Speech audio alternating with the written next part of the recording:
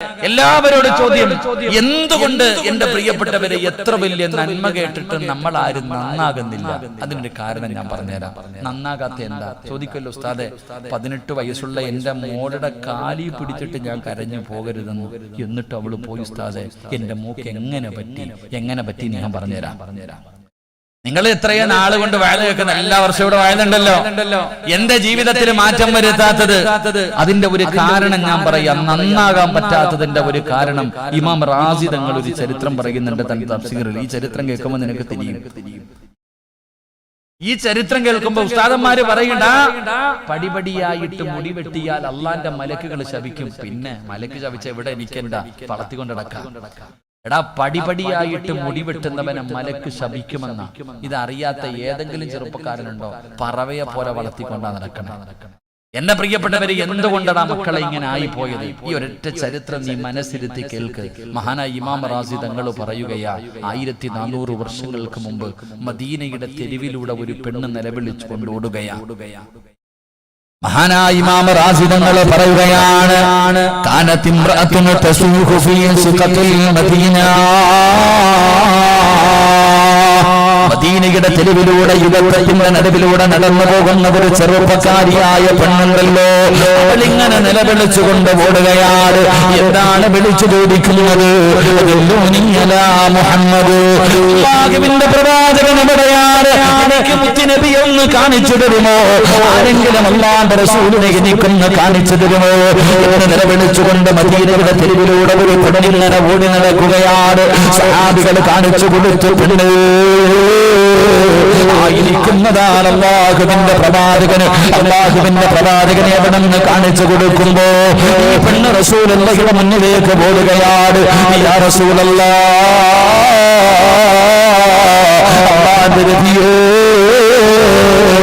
എനിക്ക് തൗബയുണ്ടോ? എന്റെ പാപമല്ലാതെ പുറത്തു തരുമോ? പ്രവാചകന്റെ മുന്നിൽ പോയി നിലവിളിച്ചുകൊണ്ട് കരഞ്ഞുകൊണ്ട് പറയുന്നതോ, പ്രവാചകൻ അവിടെ നിന്ന് പറഞ്ഞു, നീ കരച്ചു നിർത്തു, നിന്റെ നിലവിളിയിൽ നിർത്തു. എന്താണ് നിന്റെ ജീവിതത്തിൽ സംഭവിച്ചത്? അല്ലാഹുവിന്റെ പ്രവാചകൻ അവിടെ നിന്ന് ചോദിക്കുമ്പോൾ ആ പെണ്ണ് പറയുകയാണ്, എന്റെ പ്രിയപ്പെട്ട ഭർത്താവ് ഒരു കച്ചവടക്കാരനാ. എന്റെ ഭർത്താവ് ഒരു കച്ചവടക്കാരനാ. കഴിഞ്ഞാൽ മാസങ്ങൾ കഴിഞ്ഞേ വരാറുള്ളൂ. ഒരുപാട് മാസങ്ങൾ കഴിഞ്ഞ് ഗൾഫിൽ പോകുന്നത് പോലെയാണ്. കഴിഞ്ഞാൽ ഒരുപാട് മാസങ്ങൾ കഴിഞ്ഞേ വരാറുള്ളൂ. എന്റെ ഭർത്താവ് കച്ചവടത്തിന് പോയപ്പോ നീ സനയിച്ചു യാ റസൂലല്ലാഹ്, ഞാൻ വ്യഭിചരിച്ചു നബിയേ. പുരുഷനുമായി ശാരീരികമായി ബന്ധപ്പെട്ടു. അവിടുന്ന് പടച്ചവനെ കിടപ്പറ പങ്കിടുകയാണ്. അതിലൂടെ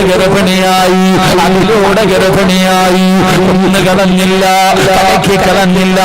ഭർത്താവ് നാട്ടിലില്ല, കുടുംബക്കാരുമില്ല. അതുകൊണ്ട് ആരുമറിയാതെ ചുമന്നുകൊണ്ട് നടന്നു. ഒരാളോട് പറഞ്ഞില്ല, ഒരാളെയും അറിയിച്ചില്ല.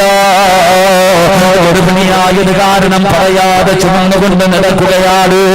9 മാസം കഴിഞ്ഞു. യാ റസൂലല്ലാഹ്, അല്ലാഹുവിന്റെ നബിയേ, ഞാനൊരു ആൺകുഞ്ഞിനെ പ്രസവിച്ചു നബിയേ. അവിടെ നിന്ന് ഒരു ആൺകുഞ്ഞിനെ ജന്മം കൊടുക്കുകയാണ്.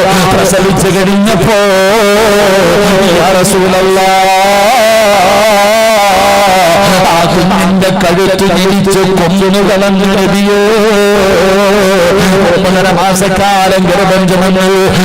വേദനയുടെ വേദനയും നിന്ന് പ്രസവിച്ച തന്റെ പ്രിയപ്പെട്ട പൊന്നുമോട് ആ ഉമ്മ തന്നെ കഴുത്തു ഞെരിച്ചെന്ന് കൊല്ലുകയാണ്. എന്നിട്ട് മയ്യത്ത് കുഴിച്ചിട്ടില്ല. എന്ത് ചെയ്തെന്നറിയോ? ഈ പെണ്ണിനൊരു ജോലിയില്ലായിരുന്നു. സുർക്കയുടെ കച്ചവടം നടത്തുന്ന പെണ്ണാ.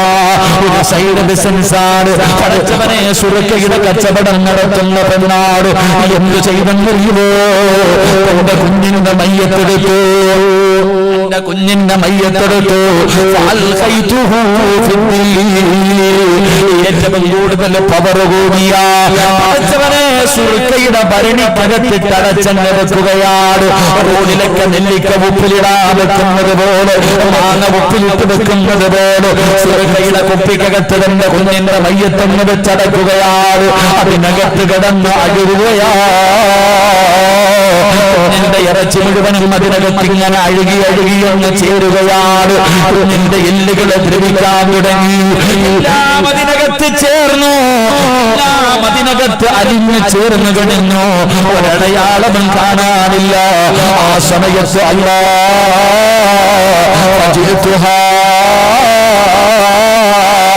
ഞാനത് ജനങ്ങൾക്ക് കുടിക്കാൻ കൊടുത്തു നബിയേ, കച്ചവടം നടത്തി നബിയേ, ഞാനത് വിറ്റ് കാശ് വാങ്ങി നബിയേ. റസൂലുള്ള കരയുകയാ. പന്തളങ്ങളെ നിറഞ്ഞ താടിരോളത്തിലൂടെ കണ്ണുനീരിങ്ങനെ ഒഴുകുകയാണ്. കൈകാലികൾ വിറയ്ക്കുകയാണ്. എന്തൊരു പാപമല്ല. പടച്ചവനെ വ്യഭിചരിച്ചു, വ്യഭിചാരത്തിലൂടെ ഗർഭിണിയായി. ആ കുഞ്ഞിനെ ചുമന്നുകൊണ്ട് നടന്നു. അതിനെ പ്രസവിച്ചു. അതിന്റെ കഴുത്ത് ഞെരിച്ചു കൊന്നു. അതിന്റെ കഴുത്ത് ഞെരിച്ചു കൊന്നു. എന്നിട്ട് ഏറ്റവും കൂടുതൽ പവർ കൂടിയ ഒരു സുറുക്കയുടെ ഭരണിക്കകത്തിട്ട് അടച്ചു വെച്ചു. അതിനകത്ത് കടന്ന് അഴുകി എല്ലാം അതിനകത്ത് അലിഞ്ഞ് ചേർന്നു. ജ്യൂസ് അടിക്കണ പോലായി. അല്ലാഹുവേ, ആ സമയത്ത് ജനങ്ങൾക്ക് കുടിക്കാൻ കൊടുത്തിട്ട് കാശ് വാങ്ങി പെണ്ണ്. അള്ളാന്റെ റസൂല് കരയ, പടച്ചവനെ ഒരു പെണ്ണിന് ഇങ്ങനെ ആകാൻ പറ്റുമോ? ഒരു പെണ്ണിന് ഇങ്ങനെ ആകാൻ പറ്റുമോ? എന്തേ കാരണം? റസൂലുള്ളാഹി സ്വല്ലല്ലാഹു അലൈഹി വസല്ലമ തങ്ങള് ആ പെണ്ണിനോട് പറഞ്ഞത്, നീ ഇങ്ങനെയാകാനുള്ള കാരണം എനിക്ക് തോന്നുന്നത് ഫഇന്നി അറാ അന്നകി തറക്തി സ്വലാത്തൽ അസ്രി. ഒരൊറ്റ ചോദ്യമേ ചോദിച്ചുള്ളൂ. ഉമ്മാ, കണ്ടവന്റെ കൂടെ ഓടിപ്പോയ നിന്റെ മോള് അസർ നമസ്കരിക്കാറുണ്ടായിരുന്നു. ഞാൻ ചോദിക്കാം, നീ പറഞ്ഞിട്ട് അനുസരിക്കുന്നില്ല എന്ന് പറയുന്ന നിന്റെ മക്കൾ സ്കൂള് വിട്ട് വന്ന ഉടനെ കുളിപ്പിച്ച് ചോറും കൊടുത്ത് മദ്രസയിൽ പറഞ്ഞു വിടും, അല്ലെങ്കിൽ ട്യൂഷന് പറഞ്ഞു വിടും. നീ അസർ നമസ്കരിപ്പിക്കാറുണ്ടായിരുന്നു നിന്റെ മക്കളെ? മുത്തുനബി ആ പെണ്ണിനോട് ചോദിച്ചത്, നീ അസർ നിസ്കരിക്കാറില്ല ഇല്ലേ? അസർ നമസ്കരിക്കാത്തവരുടെ ഹൃദയം കഠിനമായി പോകും, പിന്നെ ഒരു നന്മയും കേറൂല. അള്ളാഹു കാത്തിരക്ഷിക്കുമാറാകട്ടെ. ഉറക്കപ്പുറം അള്ളാഹു കാത്തിരക്ഷിക്കുമാറാകട്ടെ. അതാ നമുക്ക് നന്നാകാൻ പറ്റാത്ത. അതുകൊണ്ട് ഞാൻ എൻ്റെ മാതാപിതാക്കളോട് പറയുന്നു, ഒരു പെൺകുട്ടിയെ വളർത്തേണ്ടത് എങ്ങനെയാണെന്ന് സിനിമയോ സീരിയലോ നോവലോ യൂട്യൂബോ ഫേസ്ബുക്കിലോ അല്ല നോക്കേണ്ടത്. എങ്ങനെ വളർത്തണമെന്ന് നിന്റെ നബി കാണിച്ചു തന്നിട്ടുണ്ട്. അള്ളാഹുവിന്റെ പ്രവാചകൻ ഉമ്മയില്ലാത്ത ഖദീജ ബീവി മരണപ്പെട്ടതിന് ശേഷം ഫാത്തിമ എന്ന് പറയുന്ന ഒരു മകളെ വളർത്തി കാണിച്ചു തന്നു നിന്റെ നബി. നീ ആ നബിയുടെ ചരിത്രം വായിച്ചാൽ മതി. ഒരു പെൺകുട്ടി എങ്ങനെയാണ് വളർത്തേണ്ടത് എന്ന് അള്ളാന്റെ റസൂൽ സല്ലല്ലാഹു അലൈഹി വസല്ലം തങ്ങൾ കാണിച്ചു തന്നു. അതും ഉമ്മയില്ലാത്തൊരു മോളെ, ഉമ്മയില്ലാത്ത ഒരു മകളെ പ്രവാചകൻ വളർത്തി കാണിച്ചു തന്നു. ആ വളർത്തിയത് എങ്ങനെയാണെന്ന് പഠിച്ചിട്ട് നിന്റെ മോളെ വളർത്ത്, എങ്കിലേ അള്ളാഹ് നിനക്ക് സ്വർഗം തരൂ. അള്ളാഹു ഈമാൻ തരുമാറാകട്ടെ. ഉറക്കെ അള്ളാഹ് ഈമാൻ തരുമാറാകട്ടെ. അപ്പം മക്കളെ വളർത്തിയാൽ മാത്രം പോരാ, കെട്ടിച്ചു കൊടുക്കണം. ആർക്ക് കെട്ടിച്ചു കൊടുക്കണം? ഏതെങ്കിലും ഒരു പൊട്ടന്റെ കൈ പിടിച്ചു കൊടുത്താൽ സ്വർഗം കിട്ടൂല. ആയതെങ്കിലും ഒരാളുടെ കയ്യിൽ പിടിച്ചു കൊടുത്താൽ സ്വർഗം കിട്ടൂല. അതുകൊണ്ടാ മുത്തുനബി പറഞ്ഞത്, നിങ്ങളുടെ മക്കളുടെ വിവാഹം എടുക്കുമ്പോൾ നിങ്ങൾ പരിഗണിക്കേണ്ടത് 4 കാര്യം. ഒരു വാപ്പ തന്റെ പൊന്നാര മക്കളെ വിവാഹം കഴിച്ചു കൊടുക്കാൻ സമയമായാൽ നീ നോക്കണം, 4 കാര്യങ്ങൾ നീ പരിഗണിക്കണം. 1, നിന്റെ മകളെ കെട്ടുന്നവന് സൗന്ദര്യമുണ്ടോ എന്ന് നീ നോക്കണം. മരുമോന് സൗന്ദര്യമുണ്ടോ, പുതിയാപ്പിളയ്ക്ക് സൗന്ദര്യമുണ്ടോ നീ നോക്കണം. അവന് സമ്പത്തുണ്ടോ എന്ന് നോക്കണം. അവന് സമ്പത്തുണ്ടോ എന്ന് നോക്കണം. അവൻ കുടുംബ മഹിമ, നല്ല കുടുംബത്തിലുള്ള പയ്യനാണോ നീ നോക്കണം. 4, അവന് ദീനുണ്ടോ എന്ന് നോക്കണം.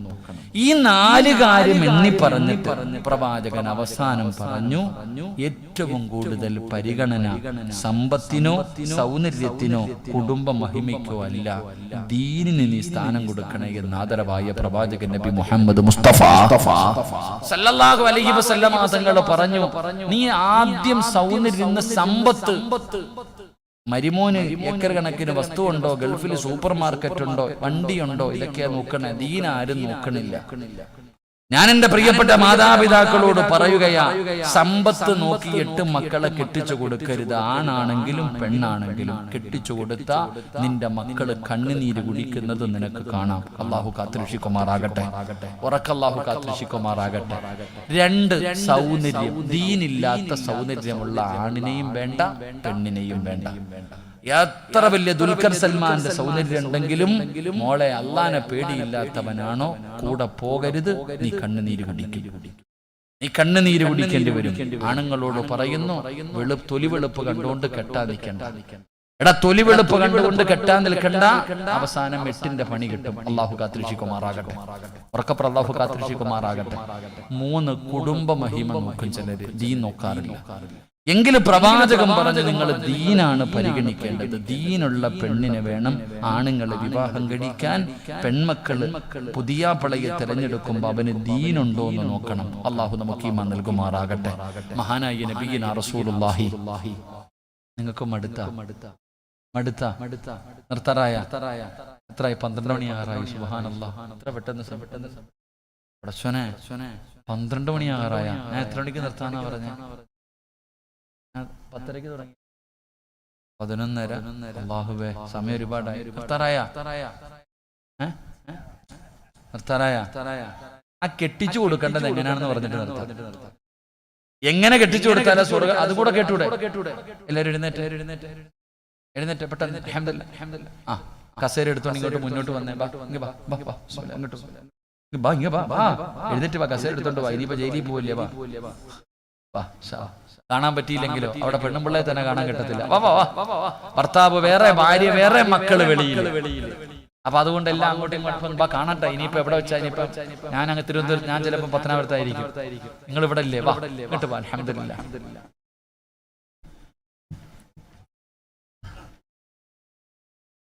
പോണ്ടവർ ഇറങ്ങി പോണ്ട. പക്കറ്റ് പിരിവുണ്ടോ? അവിടെ ഇരിക്കട്ടെ, ചുമ്മാ ആൾക്കാരെ ബുദ്ധിമുട്ടിക്കാതെ. എല്ലാം പാവങ്ങൾ. ഇങ്ങോട്ട് വാ മനുഷ്യന്മാരെ. ദൂരെ പോയിരുന്ന ഒറ്റയ്ക്ക് എവിടെ പോയി കിടക്കേണ്ടി വരും. കൂടെ അടുത്തടുത്തിരി വാ. ഡെയിലി വെച്ച് കാണുമ്പോൾ പരിചയമെങ്കിലും പുതുക്കാമല്ലോ. വാ. അൽഹംദുലില്ലാഹ്. അല്ലാഹു പരലോകത്ത് വെച്ച് കണ്ടുമുട്ടുന്നവരിൽ നമ്മളെ പെടുത്തുമാറാകട്ടെ. ഇങ്ങോട്ട് വാ. എങ്ങനെയാ പെമ്മക്കളെ കെട്ടിക്കേണ്ടത് കേട്ടോ? ഞാൻ വിശദീകരിക്കുന്നില്ല, പെട്ടെന്ന് പറയാം. റസൂലുള്ളാഹി സ്വല്ലല്ലാഹു അലൈഹി വസല്ലമ തങ്ങൾ മകളെ വളർത്തി. 18 വയസ്സായി ഫാത്തിമ ബീവിക്ക് വിവാഹപ്രായമായി. എത്ര വയസ്സായി? 18 വയസ്സ്. പെമ്മക്കൾ പറയും, ഉസ്താദ് എന്റെ വാപ്പടുത്തെന്ന് പറയാം അല്ലേ? ഫാത്തിമ ബീവിക്ക് 18 വയസ്സായി. റസൂലുള്ളാഹി സ്വല്ലല്ലാഹു അലൈഹി വസല്ലമ തങ്ങൾ കെട്ടിച്ചു കൊടുക്കാൻ തീരുമാനിച്ചു. അപ്പൊ വലിയ വലിയ സമ്പന്നന്മാര് മുത്തി നബിയുടെ മുന്നിൽ വന്നിട്ട് പെണ്ണി ചോദിച്ചു. കെട്ടിച്ചു കൊടുത്തില്ല. ഒരുപാട് അബൂബക്കർ തങ്ങൾ, ഉമർ തങ്ങൾ വരെ വന്ന് ചോദിച്ചു, നബിയെ ഫാത്തിമ ഇല്ല, കെട്ടിച്ചേരൂല്ല. ഒരുപാട് പേര് വന്നു. പക്ഷെ അള്ളാന്റെ റസൂൽ ആരെയാ തെരഞ്ഞെടുത്തത്? 10ാമത്തെ വയസ്സിൽ പ്രവാചകന്റെ കൂടെ വന്ന സ്വഹാബിയാണ് മഹാനായ സയ്യിദുന അലി ഇബ്നു അബീ ത്വാലിബ് റളിയല്ലാഹു. 10ാമത്തെ വയസ്സിൽ നബിയുടെ കൂടെ കൂടിയതായി ചങ്ങാതി. അലിയാര് തങ്ങൾക്ക് ഫാത്തിമ ബീവി ഇഷ്ടമായിരുന്നു. സത്യം പറഞ്ഞ പ്രേമൊന്നും അല്ലട്ടാ. അപ്പൊ വേണമെങ്കിൽ പറയും, അലിയാര് തങ്ങൾ ഫാത്തിമയെ പ്രേമിച്ചില്ലേ? അപ്പൊ പിന്നെ എനിക്കെന്താ അങ്ങനെ കരുതരുത്. ഫാത്തിമ ബീവി റളിയല്ലാഹു തആല അൻഹയെ അലിയാര് തങ്ങൾക്ക് വലിയ ഇഷ്ടമാണ്. അപ്പൊ ഒരിക്കൽ ആരോ പറഞ്ഞു, അലിയെ ഫാത്തിമയെ കെട്ടിച്ചു കൊടുക്കാൻ മുത്തുനബി കല്യാണ ആലോചനയൊക്കെ നടത്തുന്നുണ്ട്, നീ ഇങ്ങനെ നടക്ക? ഫാത്തിമ ബീവിയുടെ വിവാഹ ആലോചനകളൊക്കെ നടക്കുന്നുണ്ട് അലിയെ. സഹാബത്ത് പറഞ്ഞപ്പോ അലിയാര് തങ്ങള്, എന്നാ പോയി നബിയോട് ചോദിക്കാം, ഫാത്തിമ ബീവിയെ കെട്ടിച്ചു തരുമോ എന്ന് ചോദിക്കാമെന്ന് കരുതിയിട്ട് അലിയാര് തങ്ങള് നേരെ മുത്തി നബിയുടെ മുന്നിൽ പോയി. പ്രവാചകൻ സല്ലല്ലാഹു അലൈഹി വസല്ലമ തങ്ങളുടെ മുന്നിൽ മോളെ കെട്ടിച്ചേരുമെന്ന് ചോദിക്കാൻ പോയതാ. പക്ഷെ പ്രവാചകനെ കണ്ടപ്പോ മുട്ടിടിക്കാൻ തുടങ്ങി. അങ്ങനെയാണല്ലോ, പ്രേമിച്ച പെണ്ണിന്റെ വാപ്പായും കൂടപ്പുറപ്പരെയും കാണുമ്പോഴത്തേക്ക് പറയ്ക്കും ചിലർക്ക്. അള്ളാന്റെ റസൂലിന്റെ വീടിന്റെ അകത്ത് കയറി ചെന്നിട്ട് അലിയാര് തങ്ങൾ മുത്തുനബിയെ കണ്ടപ്പോ മിണ്ടണില്ല. എന്താ അലിയെ? ഒന്നുമില്ല നബി. നീ എന്താ ചോദിക്കാൻ വന്നതല്ലേ? ഒന്നുമില്ല നബി. അള്ളാന്റെ റസൂലിന് അറിയാം അലിയാർ എന്തിനാ വന്നേന്ന്. അലിയാര് തങ്ങൾ വന്നത് എന്തിനാണെന്ന് പ്രവാചകൻ അറിയാം. റസൂലുള്ളാഹി സ്വല്ലല്ലാഹു അലൈഹി വസല്ലമ തങ്ങൾ അങ്ങോട്ട് ചോദിച്ചു, അലിയെ ഫാത്തിമയെ കല്യാണം കഴിക്കോ? മുത്തുനബി അങ്ങോട്ട് ചോദിച്ചു, എന്റെ ഫാത്തിമയെ നീ വിവാഹം കഴിക്കോ? സുബ്ഹാനല്ലാഹ്. ഇന്നത്തെ അലിയാര് തങ്ങൾക്ക് ഉണ്ടായ ഒരു സന്തോഷം ഇന്നത്തെ കുട്ടികൾ പറയണ കണക്കിന് ഒരു 10 ലഡു മനസ്സിൽ ഒരുമിച്ച് പൊട്ടിയിട്ടുണ്ടാവും അലിയാര് തങ്ങൾക്ക്. അത്ര ഇഷ്ടമല്ലേ ഫാത്തിമയെ? അള്ളാന്റെ റസൂൽ വെച്ച് എന്റെ മോളെ നീ വിവാഹം കഴിക്കോ അലിയെ? അലിയാര് തങ്ങളെ തലകുനിക്കി. റസൂലുള്ളാഹി തങ്ങൾ ചോദിച്ചു, മഹർ കൊടുക്കാൻ നിന്റെ കയ്യിൽ എന്തുണ്ടെന്ന്. അലിയാര് തങ്ങളോട് വെച്ച് കല്യാണം കഴിക്കുമ്പോൾ മഹർ കൊടുക്കണം, നിന്റെ കയ്യിൽ എന്തുണ്ട്? അലിയാര് തങ്ങൾ പറഞ്ഞു, എന്റെ കയ്യിൽ ഒന്നുമില്ല നബിയെ. അല്ലാതെ കല്യാണത്തിന് പെണ്ണ് കാണാൻ പോകുമ്പോ ചോദിക്കും എന്തുണ്ട്? എനിക്ക് ഗൾഫിൽ 2 സൂപ്പർ മാർക്കറ്റ്, കപ്പൽ എന്റേതാ, ഫ്ലൈറ്റ് എന്റേതാ, കള്ളത്തരമൊന്നും പറയുന്നില്ല. അലിയാര് തങ്ങൾ ഉള്ളതങ്ങ് പറഞ്ഞു, നബി 5 നയാ പൈസ എന്റെ അടുത്ത് എടുക്കാനില്ല. റസൂലുള്ളാഹി തങ്ങൾ ചോദിച്ചു, ബക്കറ്റ് മുഴുവൻ ആയില്ലപ്പാ, നിങ്ങൾ സമയമായില്ല. ഞാൻ പറയാം, ഇരിക്കാം, നിങ്ങൾ കയറി വാ, ആ പൈസയും പിടിച്ചോ പയ്യന്റെ ഓമനെ, നിങ്ങൾ കയറി ഇവിടെ. അലിയാര് തങ്ങളോട് ചോദിച്ചു, അലിയ നിന്റെ കയ്യിൽ എന്തെങ്കിലും ഉണ്ടോ? ഒന്നുമില്ല നബിയെ. റസൂലുള്ളാഹി തങ്ങളെ ചോദിച്ചു, ഞാൻ നിനക്കൊരു പടയെങ്കി വാങ്ങിച്ചു തന്നിട്ടുണ്ടായിരുന്നല്ലോ. ഉണ്ട് നബിയെ, എവിടെ? വീടിനകത്ത് ഇരിപ്പുണ്ട് നബിയെ. കൊണ്ട് വിറ്റായി എത്ര രൂപ കിട്ടും? ഒരു 400 ദിർഹം കിട്ടും നബിയെ. എന്നാ കൊണ്ടുപോയി വിറ്റിട്ട് വാ. അലിയാര് നിങ്ങൾ പടയെങ്കി എടുത്തുകൊണ്ട് കമ്പോളത്തിൽ പോയിട്ട് ഇങ്ങനെ കാത്തു നിൽക്കുക വിൽക്കാൻ വേണ്ടി. ആരെയും കിട്ടുന്നില്ല. കുറച്ചു കഴിഞ്ഞപ്പോ ഒരാള് വന്നിട്ട് ചോദിക്കുന്ന, അലിയെ എന്താ ഇവിടെ നിക്കണേ? ആരാ? മഹാനായ സയ്യിദുനാ ഉസ്മാൻ റളിയല്ലാഹു തആല, പ്രവാചകന്റെ ആദ്യത്തെ പുതിയാപ്ലയാ, അള്ളാന്റെ റസൂലിന്റെ ആദ്യത്തെ മരുമോനാ. എന്റെ അലി ഇവിടെ നിക്കണേ? ഫാത്തിമ ബീവിക്ക് മഹർ കൊടുക്കണം, പൈസ ഇല്ലാത്തത് കാരണം പടയെങ്കി വിൽക്കാൻ പറഞ്ഞു വിട്ടതാ. എത്ര രൂപ വേണം? 400 ദിർഹം ഉണ്ടെങ്കിൽ ഞാൻ വിൽക്കും. മേടിച്ചു. എന്നാ പൈസ അങ്ങോട്ട് കൊടുത്തു. എന്നിട്ട് പറഞ്ഞു, ഈ പ്രായമുള്ള എനിക്ക് എന്തിനാ പടയെങ്കി? നീ ഒരു യോദ്ധാവല്ലേ, നിനക്ക് തന്നെ ഇരിക്കട്ടെ. 2 കൈ കൊടുത്തു. നേരെ അലിയാര് തങ്ങൾ 400 ദിർഹവുമായിട്ട് മുത്തുനബിയുടെ മുന്നിൽ പോയി.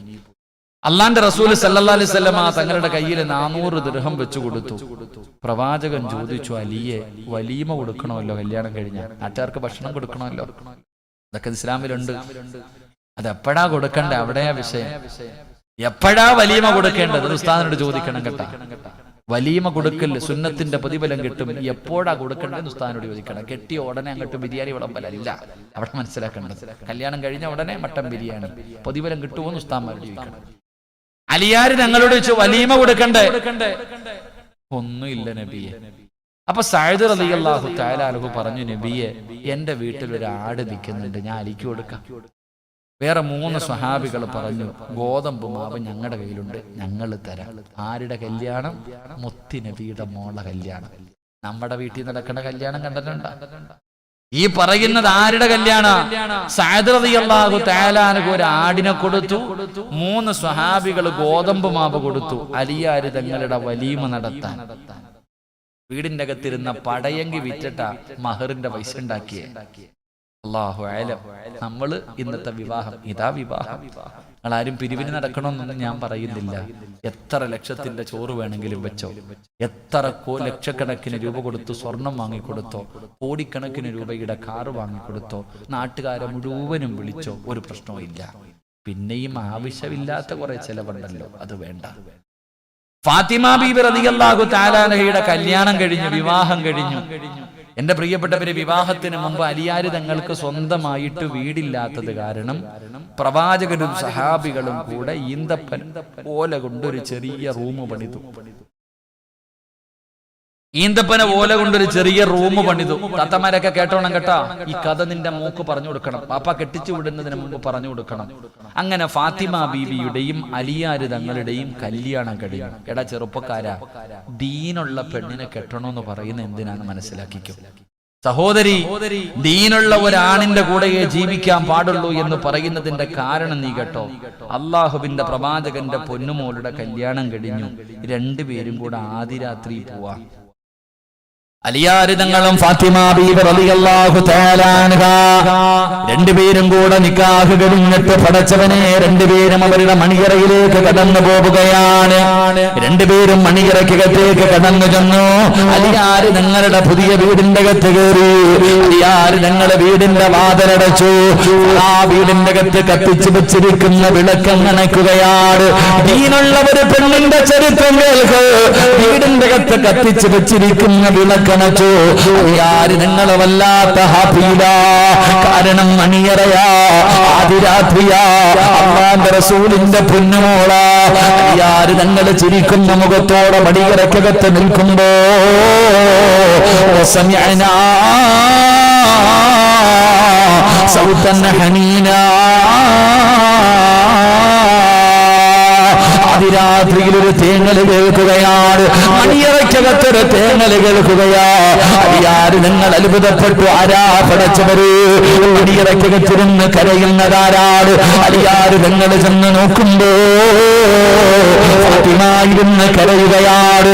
ഫാത്തിമ ബീവിയുടെ കണ്ടടങ്ങൾ നിറഞ്ഞു വീഴുകയാണ്. അടിയാര് നിങ്ങൾ ചോദിക്കുന്നു, ഫാത്തിമ എന്നെ ഇഷ്ടമായില്ലേ ഫാത്തിമ?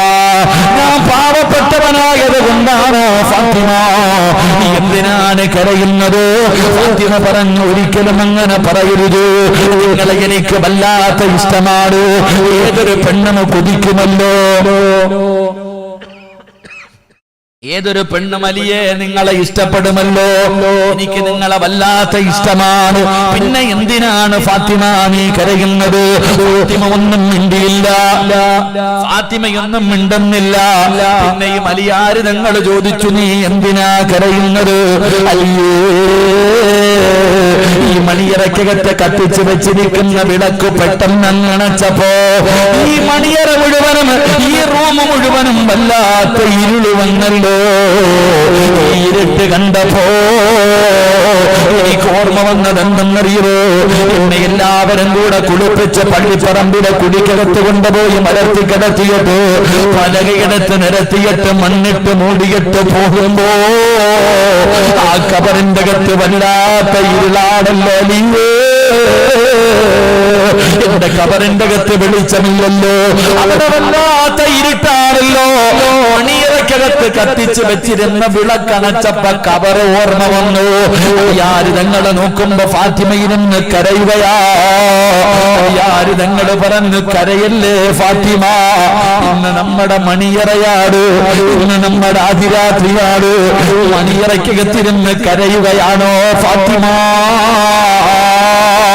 അടിയാര് നിങ്ങൾ ചോദിക്കുമ്പോ ഫാത്തിമ ബീവി റളിയല്ലാഹു തആല കരഞ്ഞുകൊണ്ട് പറയുന്നു, അലിയേ, മണിയറ ഇവിടെയല്ല, മണിയറ ഒരുക്കേണ്ടത് ഇവിടെയല്ല. എവിടെയാണ് യഥാർത്ഥ മണിയറയെന്നറിയോ? എവിടെയാണ് മണിയറ ഒരുക്കേണ്ടതെന്നറിയോ? അൽ ഖബറു അവ്വലു മൻസിലിൻ മിൻ മനാസിൽ ആഖിറ. പുതുമണവാളനോട് മണവാട്ടി പറഞ്ഞു കൊടുക്കുന്ന അലിയേ, എന്തിനാ ഫാത്തിമ മണിയറയ്ക്കകത്തിരുന്ന് കരയുന്നത് എന്ന് ഭർത്താവ് ചോദിച്ചപ്പോ ഭാര്യ പറയുന്നു, ഇവിടെയല്ല മണിയറ, പള്ളിപ്പറമ്പിലെ കബറിന്റെ അകത്താ മണിയറ പിടിക്കേണ്ടത്. അവിടെയല്ലേ മണിയറ വേണ്ടത്, അവിടെയല്ലേ മണിയറയാക്കേണ്ടത്. അലിയേ, അതിനകത്ത് മണ്ണാണ് അലിയേ, കബറ് ഞെരിക്കും അലിയേ, കബറ് ഇടുങ്ങിയതാലിയേ, അതിനകത്ത് പാമ്പുകളും തേടുകളും ഉണ്ടറിയേ.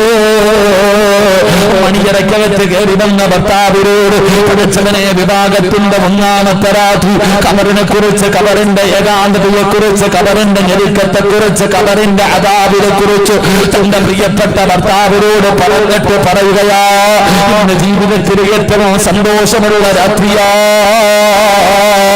അതുകൊണ്ട് അലിയേ, നമുക്കിവിടെ മുസ്തറബിസല്ല വിരിച്ചിട്ട് നിസ്കരിക്കാം, നമുക്കൊരുമിച്ച് നമസ്കരിക്കാം, നമുക്കൊരുമിച്ചിരുന്ന് തൗബ ചെയ്യാം, നമുക്കിവിടെ ഇരുന്ന് ഖുർആനോദാ. നമ്മുടെ മണ്ണറ മണിയറയാക്കാം, നമ്മുടെ മണ്ണറ മണിയറയാക്കാം. ചെറുപ്പക്കാരാ, മണിയറയ്ക്കകത്തേക്ക് കടന്നു വന്ന പ്രിയപ്പെട്ട ഭർത്താവിനോട് കബറിനെ കുറിച്ച് പറഞ്ഞ് കരയിപ്പിച്ചിട്ട് ആ രാത്രി മുഴുവനും മണ്ണറ മണിയറയാക്കാൻ പരിശ്രമിച്ച പെണ്ണാണ് ഫാത്തിമ. അതുകൊണ്ട് എന്റെ ചെറുപ്പക്കാരോട് പറയുകയാ, ഫോൺ നമ്പർ തരാൻ, ചിരിച്ചു കാണിക്കാനും ഇറങ്ങി വരാനും 100 പെണ്ണുങ്ങളെ കിട്ടുമടാ ചെറുപ്പക്കാരാ. കൊണ്ടുവരല്ലേടാ, വിളിച്ചോണ്ട് വരല്ലേ മോനെ. ദീനുള്ളവളെ കെട്ടടാ. ദീനുള്ള പെണ്ണിനെ ഭാര്യയായിട്ട് കിട്ടണമെങ്കിൽ യോഗം വേണമടാ. അതിനൊരു പുണ്യം ചെയ്യണം ചെറുപ്പക്കാരാ, അതിനൊരു ഭാഗ്യം വേണം ചെറുപ്പക്കാരാ. ദീനുള്ള പെണ്ണിനെ കിട്ടിയ വിവാഹം കഴിഞ്ഞ് സർവ ആർഭാടങ്ങളും ആഘോഷങ്ങളും കഴിഞ്ഞ് 13 മണിയറക്കകത്തേക്ക് കടന്നിടുന്നുണ്ടോ പുതുമണവാട്ടി മണിയറക്കകത്തിരിക്കുകയാണ്. മണിയറക്കകത്ത് കയറി ചെല്ലുന്ന ഭർത്താവിനോട് പുതിയ പെണ്ണ് ചോദിക്കുന്നു, ആഘോഷങ്ങളൊക്കെ കഴിഞ്ഞില്ലേ, അഴിച്ചുപൊടിയെല്ലാം കഴിഞ്ഞില്ലേ, ഇക്കാടെ തിരക്കുകളൊക്കെ തീർന്നില്ലേ, നമ്മുടെ ജീവിതത്തിലെ ഏറ്റവും മനോഹരമായ ദിവസമല്ലേ, അതുകൊണ്ട് പോയി ഒന്നുകൊടുത്തിട്ട് വായിക്കാ. ഈ മണിയറക്കകത്ത് മുസല്ല വിരിച്ചിട്ട് ഇമാമത്ത് നിൽക്കുവോ, ഞാനിക്കാടെ പുറകിൽ നിന്ന് നിസ്കരിക്കട്ടെ, നമുക്കൊരു ശുക്രന്റെ നിസ്കാരം നിസ്കരിക്കാം. പുതിയ പെണ്ണ് ഭർത്താവിനോട് പറയുകയാ, ഇക്കാ ഒലുവെടുത്തിട്ട് വാ, നമുക്ക് 2 പേർക്കും കൂടെ മണിയറക്കകത്തിരുന്നിട്ട് നമുക്ക് അല്ലാഹുവിന്റെ മുന്നിൽ 2 റക്അത്ത് ജമാഅത്തായി നിസ്കരിക്കാ. ഇക്ക നിസ്കരിക്ക്, ഞാൻ പുറകിൽ നിന്ന് നിസ്കരിക്കാ, ശുക്രിന്റെ നമസ്കാരം നമസ്കരിക്കാ. ദീനുള്ള പെണ്ണു ഭർത്താവിനോട് പറഞ്ഞു കൊടുക്കും. അവസാനം ഒലുവെടുത്തിട്ട് 2 പേരും മണിയറക്കകത്തിരുന്ന് നിസ്കരിക്കും. നിസ്കാരം കഴിയുമ്പോ ഭർത്താവിന്റെ കയ്യിൽ പിടിച്ചിട്ട് ഭാര്യ പറയുന്നു, ഇക്കാ നമ്മൾ 2 പേരും ഒരുപാട് പാപം ചെയ്തവരാ. ഇന്നലെ വരെ ഞാനും നിങ്ങളും ഒരുപാട് പാപം ചെയ്തു. ഇന്ന് മുതൽ പുതിയ ഒരു ജീവിതം തുടങ്ങുകയല്ലേ, അതുകൊണ്ട് ഈ പായിലിരുന്നിട്ട് കരഞ്ഞുകൊണ്ട് തൗബ ചെയ്യിക്ക. മണവാട്ടി മണിയറക്കകത്ത് വെച്ച് ദീനുള്ള പെണ്ണാണെങ്കിൽ ഭർത്താവിനോട് പറയും, ഇക്കാ ഈ മണിയറക്കകത്തിരുന്ന് തൗബ ചെയ്യ്, ഞാൻ ആമീൻ പറയാ. ഭർത്താവ് മണിയറക്കകത്ത് മുസല്ല വിരിച്ചിട്ട് ചെയ്തു പോയ പാപങ്ങൾ അല്ലാഹുവിന്റെ മുന്നിലേറ്റു പറയുമ്പോ പുതിയ പെണ്ണ് പുറകിലിരുന്നിട്ട് നെഞ്ചു പൊട്ടിയിട്ട് ആമീൻ പറയുകയാണ്. അവിടെ ഇരുന്ന് തൗബ ചെയ്തു, ദുആ ചെയ്ത് കഴിയുമ്പോ ദീനുള്ള ഭർത്താവിനോട്, ദീനുള്ള പെണ്ണ് ഭർത്താവിനോട് പറയുന്നു, ഇക്കാ ഭർത്താവ് ഭാര്യയുടെ തലയിൽ കൈവച്ചിട്ട് ദുആ ചെയ്യണമല്ലോ. ഭർത്താവ് ഭാര്യയുടെ തലയിൽ കൈവച്ചിട്ട് ആദിരാത്രിയിൽ ദുആ ചെയ്യാ മുത്തുനബി പറഞ്ഞിട്ടുണ്ടല്ലോ. ഇക്ക എന്റെ തലയിൽ കൈവച്ചിട്ട് ദുആ ചെയ്യ്. ഭർത്താവ് പറയുന്നു, ദുആ എനിക്കറിയില്ല, ഞാൻ പറഞ്ഞു തരാം ഇക്ക, എന്റെ തലയിൽ കൈവച്ചിട്ട് ദുആ ചെയ്യിക്ക. അങ്ങനെ ഭർത്താവ് ഭാര്യയുടെ തലയിൽ കൈവച്ച് ദുആ ചെയ്തു. 2 പേരും കിടപ്പറയിൽ കയറി കിടന്നു. വെളുപ്പാങ്കാലം 4 മണിയായപ്പോ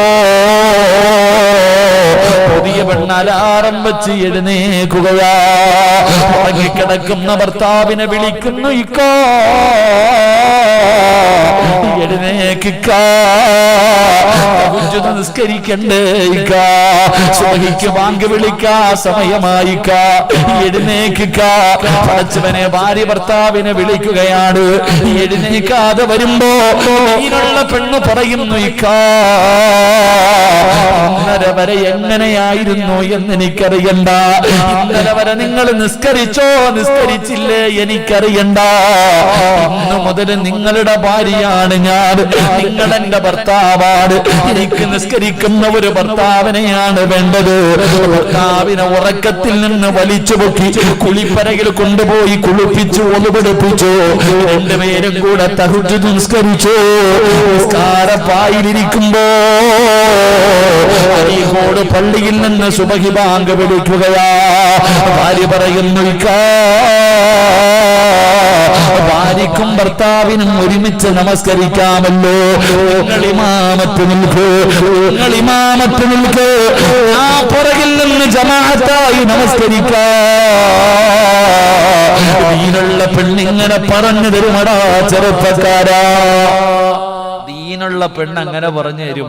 അങ്ങനെയുള്ള പെണ്ണിനെ വേണമെങ്കിൽ ദീനുള്ളവളെ കെട്ട്. അല്ലാഹു ഈമാൻ നൽകി അനുഗ്രഹിക്കുമാറാകട്ടെ.